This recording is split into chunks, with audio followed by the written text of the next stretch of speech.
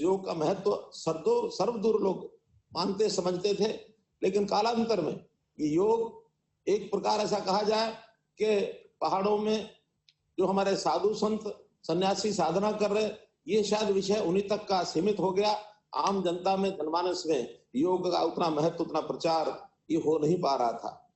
लेकिन वर्षों के बाद, हजारों वर्षों के बाद हमारे देश के प्रधानमंत्री श्री नरेंद्र मोदी जी ने इसको फिर से विश्वव्यापी एक ऐसा कार्यक्रम बनाने के लिए आज से 6 वर्ष पूर्व इस काम को शुरू किया और 21 जून 2015 का दिन पहला अंतर्राष्ट्रीय योग दिवस के रूप में यूएनओ में प्रस्ताव पारित करा करके इसको मान्यता दिलाई।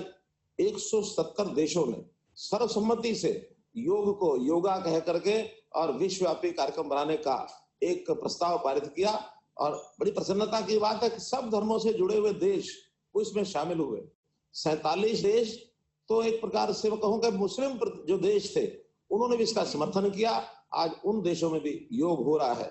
और वहीं बाबा रामदेव जी, अगर इनको कहूं तो इस योग के प्रचार के लिए जितना समय आपने लगाया है और इसको विश्वव्यापी एक ऐसे कार्यक्रम के माध्यम से इसका अभ्यास करने के लिए लाखों करोड़ों लोगों को उसके लिए उसकी ओर आकर्षित किया है और जो आज हर दिन योग को अपने जीवन का एक अंग बनाए हुए हैं। सामान्य तौर पर जो हमारा व्यायाम है, यानी जो हमारा जिसको कहना चाहिए आसन है, प्राणायाम है, इसी को योग लोग मानते हैं। लेकिन जैसा हम सब लोग जानते हैं कि योग के 8 अंग हैं, यम, नियम, आसन, प्राणायाम, प्रत्याहार, धारणा, ध्यान, समाधि। इन सब की ओर धीरे धीरे लोग यदि आगे बढ़ेंगे तो योग का जो वास्तविक लाभ है वो हर व्यक्ति को ये मिलेगा। योग एक प्रकार से करने वाला व्यक्ति अपना मन, मस्तिष्क और शरीर इसका समन्वय और जो सामंजस्य वो बिठा लेता है। उसके मन में मैं ऐसा मानता हूं कि कोई विकार नहीं आता है, हमेशा सदाचारी बनकर के अपने जीवन को व्यतीत करता है। एक परोपकारी व्यक्ति के नाते से अपने जीवन का एक लक्ष्य धारण करके और जीवन में कुछ ना कुछ अच्छा काम करने के लिए हमेशा प्रेरणा उसको मिलती है। तो ये योग के लाभ जिन लोगों को मिलते हैं वही जानते हैं इस योग से हमारा जो तनावपूर्ण जीवन है, इस तनावपूर्ण जिंदगी में कैसे उसको शांति मिलती है, कैसे उसको काम करने की प्रेरणा मिलती है। तो इन सब बातों को ध्यान में रखते हुए मैं तो इतना ही कहूंगा कि जैसा ऋषि मुनियों ने कहा, योगा कर्मसु कौशलम, चित्त की वृत्तियों के निरोध को ही योग कहा गया है। एक साधना के रूप में हम यानी अपने इस कार्यक्रम को अपनाते हैं तो निश्चित रूप से इसका एक लाभ होता है। आज के दिन मैं इतना ही कहूंगा कि 21 जून को जो हमारा कार्यक्रम आ रहा है उसको निश्चित रूप से हम लोग अपने अपने घर में अपने अपने परिवार के नाते से इसको कार्यक्रम को करें और एक संदेश ये हम दें। इस योग के माध्यम से हम सांसारिक इस ऊहापोह में, क्योंकि ये समय बहुत तनाव का समय चल रहा है, हमको जैसे पता है कि विश्व में एक लड़ाई जैसे आसार बन रहे हैं। प्रकृति भी हमसे लगता नाराज है। कोरोना के साथ साथ कहीं भूकंप हैं, कहीं और प्रकार के यानी तूफान तरीके भी कार्यक्रमों का जो प्रकृति की ओर से हमको दिए जा रहे हैं। ये एक ऐसी उथल पुथल ऊहापोह चल रही है।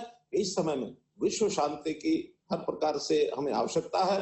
मैं समझता हूं आप जितने आज योगाचार्य, जितने योग मनीषी, योग के जानकार, योग के तज्ञ, सब लोग इस प्लेटफॉर्म पर इकट्ठे हुए हैं।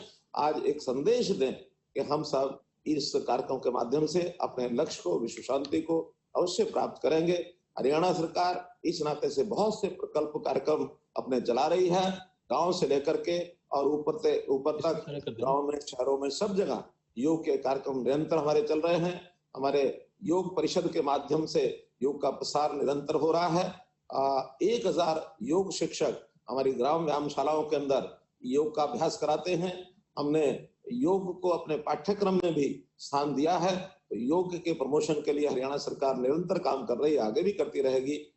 आपसे सबसे आशीर्वाद लेते हुए, और मैं समझता हूं कि हरियाणा की जनता, भारत की जनता, विश्व की जनता ये सुखी हो, यही कामना करते हुए अपनी वाणी को विराम देता हूं। ओम शांति शांति शांति। धन्यवाद माननीय मुख्यमंत्री महोदय। आपने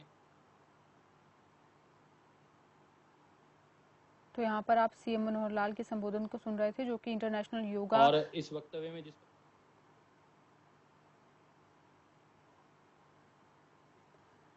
तो सीएम मनोहर लाल के संबोधन को आप सुन रहे थे, जहां पर वो इंटरनेशनल योगा वेबिनार को संबोधित कर रहे थे और योगा के महत्व के बारे में सीएम मनोहर लाल ने जानकारी दी। उन्होंने कहा कि 170 देशों में योगा जो है अपनाया जा चुका है और हर रोज योग को अपने जीवन में लोग जो है अपने जीवन का हिस्सा बना रहे हैं, जिसकी वजह से उनकी जीवन शैली में सुधार देखा जा रहा है। और अंतर्राष्ट्रीय योग दिवस से पहले यहाँ पर सीएम मनोहर लाल ने संबोधित किया है और वेबिनार के जरिए सीएम मनोहर लाल ने जनता को संबोधित किया, क्योंकि कोरोना काल चल रहा है, जिसके चलते वर्चुअलाइजेशन को अपनाया जा रहा है। सैकड़ों साल बाद आम लोगों में योग का संचालन जो है हुआ है, ये कहना है सीएम मनोहर लाल का। 170 देशों ने योग को विश्वव्यापी बनाया है और लोग लगातार योग को अपने जीवन में अपना रहे हैं ताकि उनके जीवन में सुधार हो। और ये परिवर्तन जो है देखा भी जा सकता है जिन लोगों ने अपने जीवन में योग को अपनाया है। अंतर्राष्ट्रीय योग दिवस से पहले सीएम मनोहर लाल का संबोधन आपने सुना। तो आपको बता दें, योग को लेकर योग की क्या क्या बेनिफिट्स हैं, किस तरीके से वो आपके जीवन में एक पॉजिटिविटी लेके आ सकता है, ऑप्टिमिज्म लेकर आ सकता है, किस तरीके से आपके स्ट्रेस को कम कर सकता है, किस तरीके से अगर आप योग को अपनाते हैं तो आप कितनी बीमारियों से दूर रह सकते हैं। और जो दिन भर का स्ट्रेस होता है, कोरोना काल में हमने ये देखा है कि लोग बहुत ज़्यादा मेंटल स्ट्रेस ले रहे हैं, मानसिक तनाव बहुत ज़्यादा ले रहे हैं। तो योग ऐसे स्ट्रेस को कम करने के लिए, डिप्रेशन जैसी बीमारी जो कि पूरी दुनिया भर में फैली हुई है, डिप्रेशन जैसी बीमारी को कम करने में भी योग जो है बेहद कारगर साबित होता है, क्योंकि योग से कहीं ना कहीं इंटरनल पीस जो है वो इंसान को मिलता है। और इंटरनल पीस के लिए ही आज जो है सबसे ज्यादा जरूरत है आज के युवा को, आज के मनुष्य को, क्योंकि जिस तरीके से स्ट्रेसफुल लाइफ आज के युवा जीते हैं, तो योग उसके लिए बहुत ही कारगर साबित होता है कि किस तरीके से अपने दिमाग को शांत रखना है, अपनी इंटरनल सोल को शांत रखना है। इसके लिए योग जो है बेहद ही कारगर साबित होता है। उसी के बेनिफिट्स जो हैं सीएम मनोहर लाल बता रहे थे वेबिनार के जरिए, क्योंकि कोरोना काल है, वर्चुअलाइजेशन को अपनाया गया है और यहाँ पर वेबिनार के जरिए सीएम मनोहर लाल ने योग के कितने बेनिफिट्स हैं उसको लोगों के सामने रखा। और साथ ही साथ ये भी कहा कि 170 देशों ने योग को विश्वव्यापी जो है वो बना दिया है। 170 देशों के लोगों ने योग को अपनाया है और हर लोग जीवन का हिस्सा जो है बना रहे हैं। तो आपको बता दें, सीएम मनोहर लाल ने योग की तमाम बेनिफिट्स को